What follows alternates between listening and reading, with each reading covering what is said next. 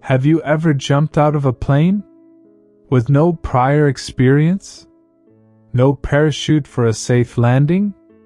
All you can do is close your eyes and pray that you don't feel the impact.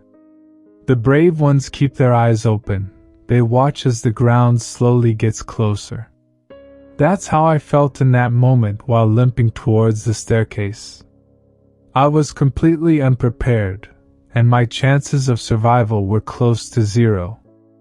When I was 8, I got kidnapped, and my organs were harvested. I somehow survived and grew them all back. Those words were bumping around in my head, like an old TV's idle icon bumped around on the black screen. The more I thought about it, the less I believed it. But I had to believe. I had to, otherwise all hope of bringing my dead friend back to life would be lost. Chris's body was heavy. I had him on my back while hunched over, holding him by his arms which were thrown over my shoulders. The tears wouldn't stop coming. I kept inching closer, taking small steps while breathing heavily. Once I finally reached the stairs, I hesitated. Everything about it just felt wrong. My mind rung alarm bells and raised red flags. Don't climb those stairs. It warned me. I gulped down the saliva that had collected on my tongue and took a deep breath. I chose to ignore the warnings my mind gave me, and I took the first step. I wouldn't do that if I were you. A deep, familiar voice announced its presence behind me. I took my foot off the first step and took my time to turn around to face him. Lucifer stood a few yards away. He still wore the same black suit and black top hat I had seen him wear the day before. Lucifer stood still, like a statue. I have to. I stuttered back between my dying sobs. It is most unfortunate what happened to your friend. His gaze fell on the headless body on my back. I grew them back. Maybe he can too. Lucifer shook his head. You're not in your right mind. And after a pause, he added, I can help you. You can bring Chris back? I felt a tiny sliver of hope. I would have done anything then to bring him back, even sell my soul to the devil. He bit his lower lip and took a step forward. I'm not sure if your friend can be saved. He has him now. My friend is on my fucking back. I snarled back. Lucifer shook his head again. That is not your friend. What kind of nonsense is he saying? I let go of Chris's arms and let his body fall onto the stairs behind me. I turned around and began examining his body. He wore the same clothes, he had the same body build, even his birthmark on the neck was in full view. I turned to face Lucifer again. He observed everything I did with cool, unbothered eyes. Looking at his red eyes, I noticed how much they reminded me of Iris's. Are you Iris?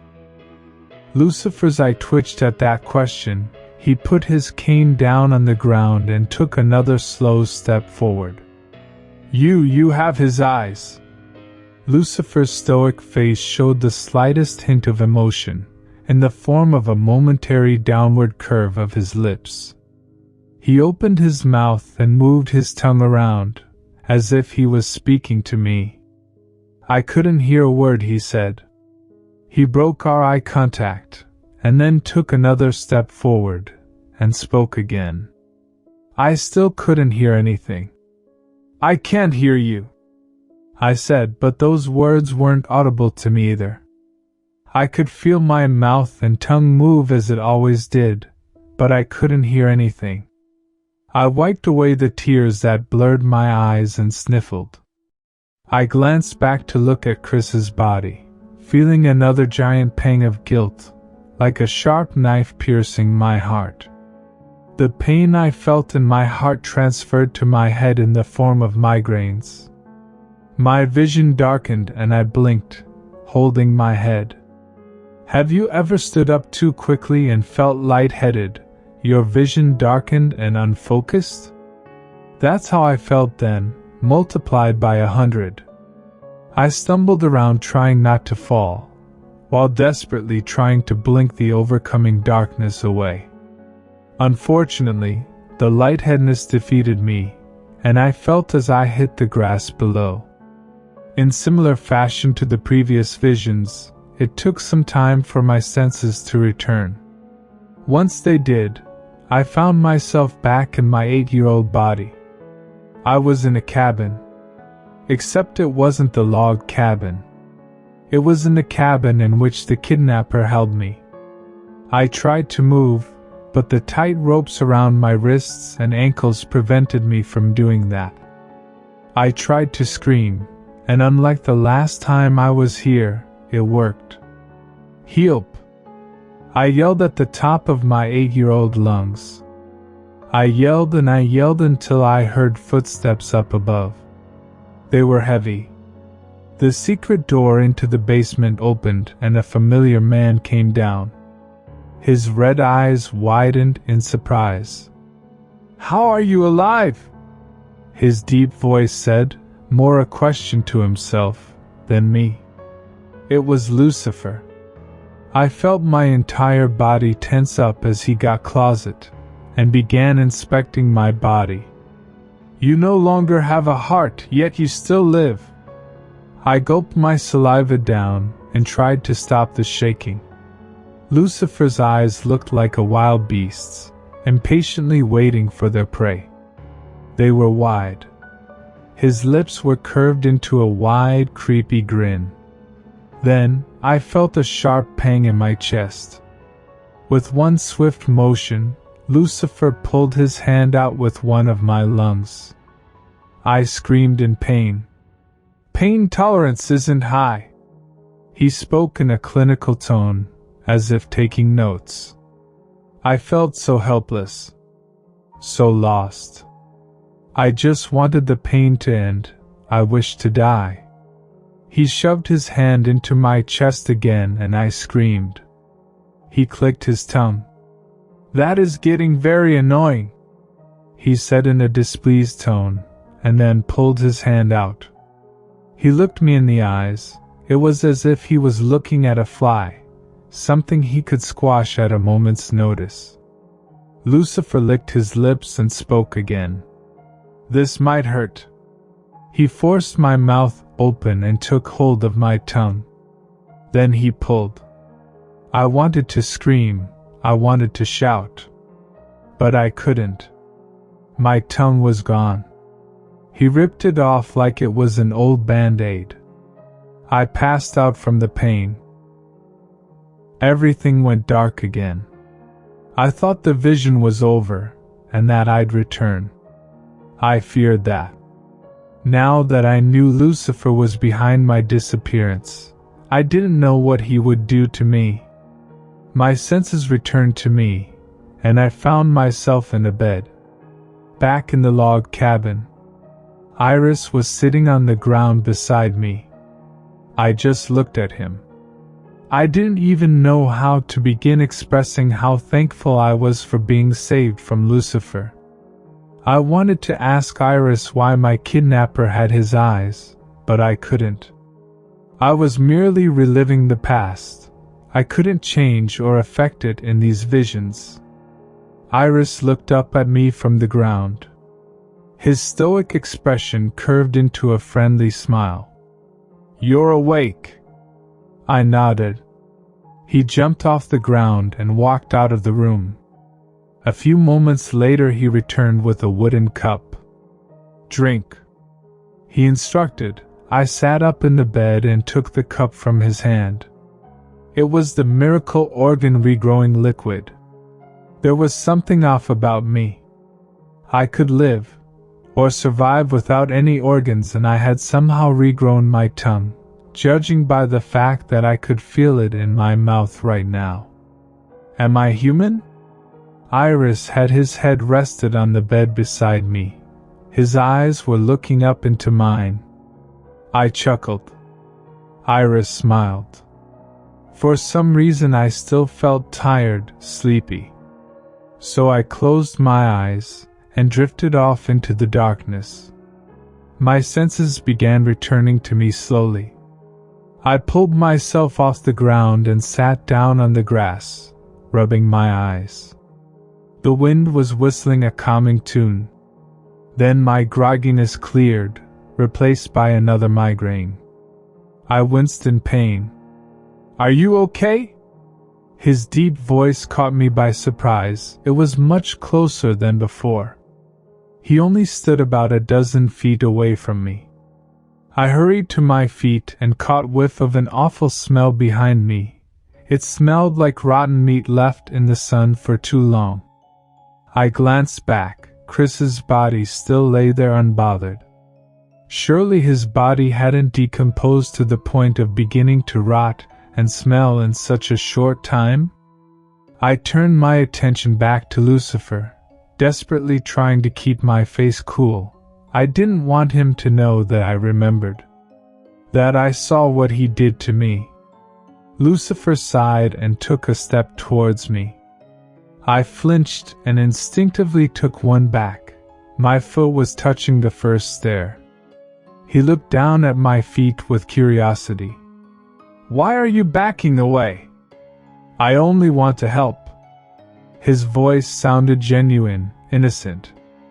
I knew that it was all a ruse, a lie. I didn't know what to do. My options floated around in my head.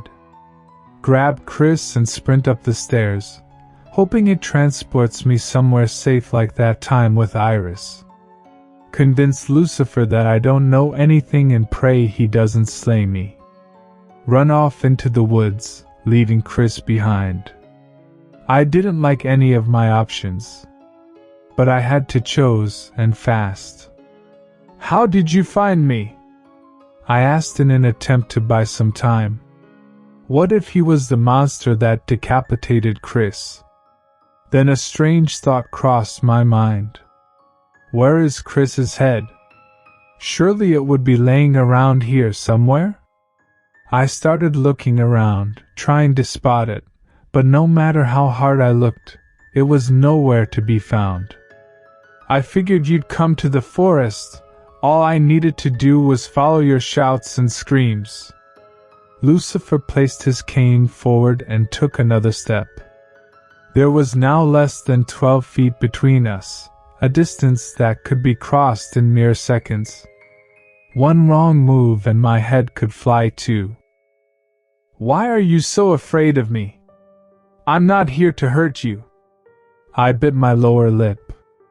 My nervousness was showing itself in the form of a light tremble. I took another step backwards, planting my foot onto the first stair. "Don't." He raised his voice, and then composed himself and lowered his tone. "Don't climb those stairs." "Why?" I was waiting for an opportunity to grab Chris's arms and pull him up. I'd rather climb the stairs than face Lucifer. He sighed. "It's dangerous." After seeing that I wasn't budging, he spoke again. "Do you remember the 2 officers that you brought to the collapsed cabin?" Why was he mentioning them now? What did they have to do with anything? I looked at him, confused. "They're missing. Presumed dead." My eyes widened in horror. But he wasn't done yet. "Their wives brutally murdered in their homes. Their limbs scattered all across their homes. And the children." He paused and took a deep breath. Lucifer looked sad, upset. He also looked angry. His eyes were brimming with rage. "Their eyes were gouged out, their tongues ripped out, their hands and feet cut off, and their eardrums shattered." His gaze drooped to the floor, and he took another deep breath. I couldn't believe what I was hearing. Was it a lie? Was it true? Did Lucifer really kill those families? If so, why? Why was he telling me this? Was he trying to buy my trust? After breathing out, he picked his head back up and looked at me again. The emotion that he had shown in his eyes, on his face, now drained to nothingness again. He did this. Who? I asked. He cannot be trusted. Who? I asked again, louder than before. Before I realized, Lucifer leapt forward towards me, and his cane connected with the side of my head. The impact threw me a few feet to the left, and my stomach connected with the ground, knocking the wind out of me. I coughed, trying to get myself back to my feet. Stay down, he warned. His voice was rougher than before. I sat up and looked at him with wide eyes. Stay down. Lucifer appeared right above me in a split second. His cane pointed straight at my face. He looked me in the eyes, his own showing a glint of remorse. I had missed my chance to escape up the stairs. He turned around and began walking towards the stairs. This isn't your friend, he said. What are you doing? Stay away from his body. I screamed at him, standing up to follow behind, but I was too late. I watched in horror as Lucifer placed a hand on Chris's chest.